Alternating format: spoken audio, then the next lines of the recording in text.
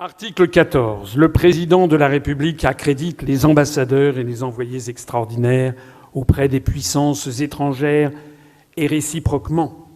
Eh bien, mon programme présidentiel respecte bien la Constitution, car je présente une vision lucide et cohérente de la politique étrangère de la France et de son rôle dans le monde.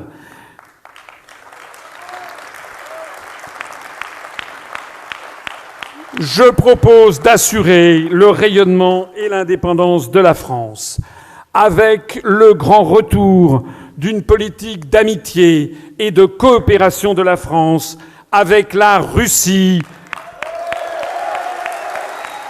avec la Chine, avec le monde arabe, avec le monde arabo-musulman, avec le monde latino-américain.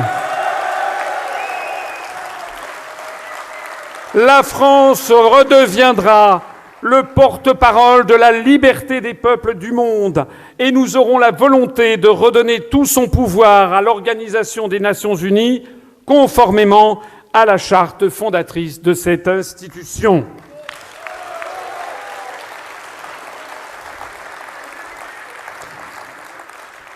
Nous mettrons fin à la France-Afrique.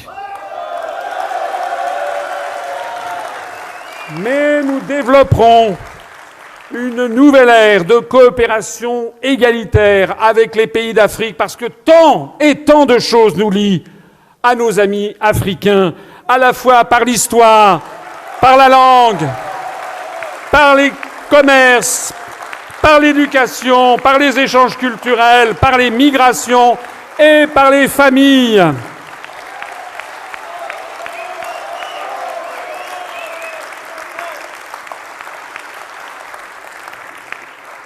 Et puis la France adoptera une politique planétaire, pacifiste et réfléchie, veillant à donner à l'espace francophone mondial sa dimension politique et non alignée. Eh bien, je rappelle que l'Organisation internationale de la francophonie est un des éléments très importants du rayonnement de la France. Je rappelle que cet atout totalement décisif de notre pays est laissé en jachère par les dirigeants français sous prétexte de construction européenne, puisque nous affirmons que nous sommes les alliés des Allemands, des Italiens, des Slovaques, des Polonais, des Lettons, etc. Du coup, on se coupe de ce qui faisait notre vraie puissance, et tout ceci souvent au grand désespoir d'un certain nombre de ces pays du monde qui regardaient vers Paris et qui sont de plus en plus désespérés. Je rappelle qu'il y a ici une formidable possibilité de développement mondial. Je rappelle que la francophonie, c'est justement tout le contraire du choc des civilisations. Cette priorité à la francophonie, eh bien, nous proposerons à nos partenaires la création d'un parlement de la francophonie.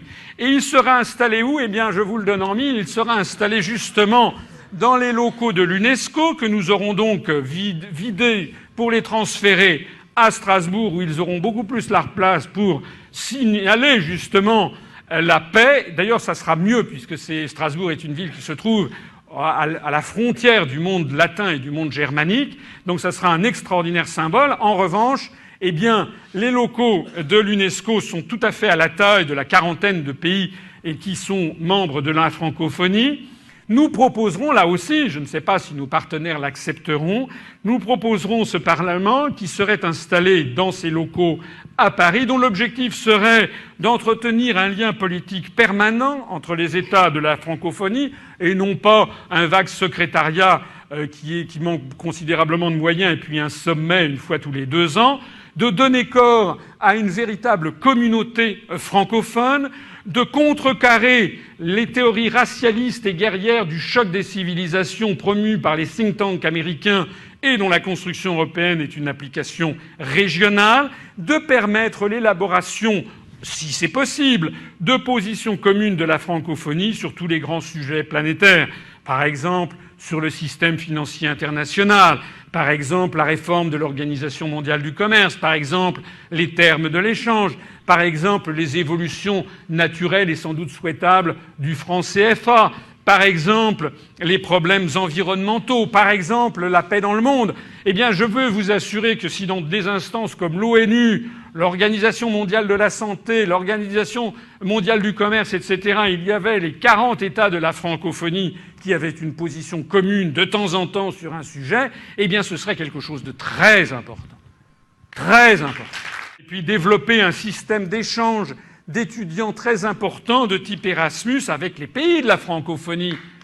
Pourquoi devrait-on échanger, avoir des étudiants qui iraient s'installer? Je ne suis pas contre le fait d'aller en Lituanie, d'aller en Danemark, mais pourquoi est-ce que nous n'aurions pas des étudiants français qui iraient suivre des cours, par exemple, je ne sais pas moi, à Montréal, ou bien à Saïgon, ou bien à Dakar, et réciproquement. Donc il faut qu'il y ait un développement de ces échanges et puis sensibiliser le peuple français à son appartenance à cette sphère d'influence mondiale ayant le français en partage. En fait, je suis le seul candidat à vous proposer une vision du monde du troisième millénaire, une vision du rôle de la France. Au troisième millénaire, nous refusons cet apartheid planétaire que constitue la construction européenne. Nous refusons cette théorie du choc des civilisations qui voudrait qu'il y ait d'un côté des peuples serviettes et de l'autre des peuples torchons.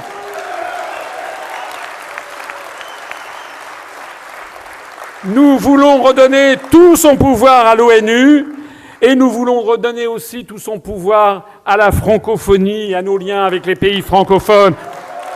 Je l'ai montré tout à l'heure lors de la conférence de presse, comme lors de ma première conférence de presse. Je m'exprime, sauf ici puisqu'il y avait une vidéo, mais je m'exprime et je m'exprimerai pendant toute cette campagne devant les 3 drapeaux réunis de la République française, de l'Organisation des Nations Unies et de l'Organisation internationale de la francophonie.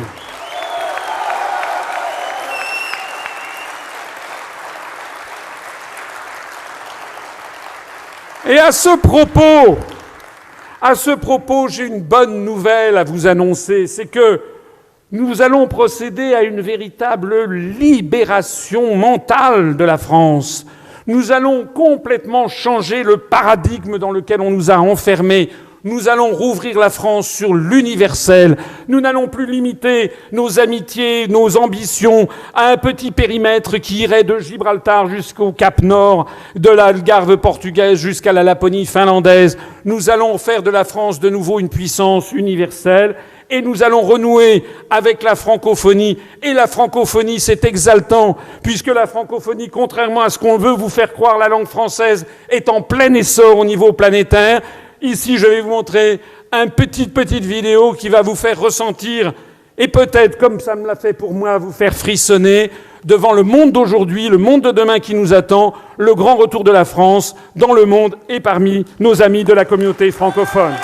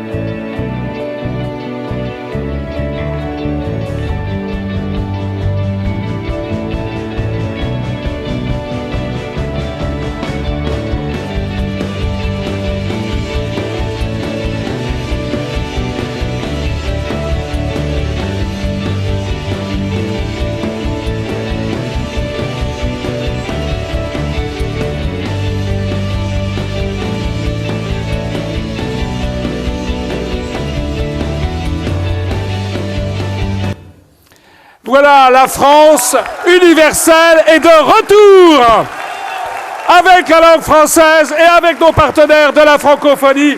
Ça n'est pas vrai que nous sommes condamnés à devenir des vassaux des anglo-saxons et des États-Unis d'Amérique. Nous devons brandir haut la francophonie dans le monde d'aujourd'hui et de demain.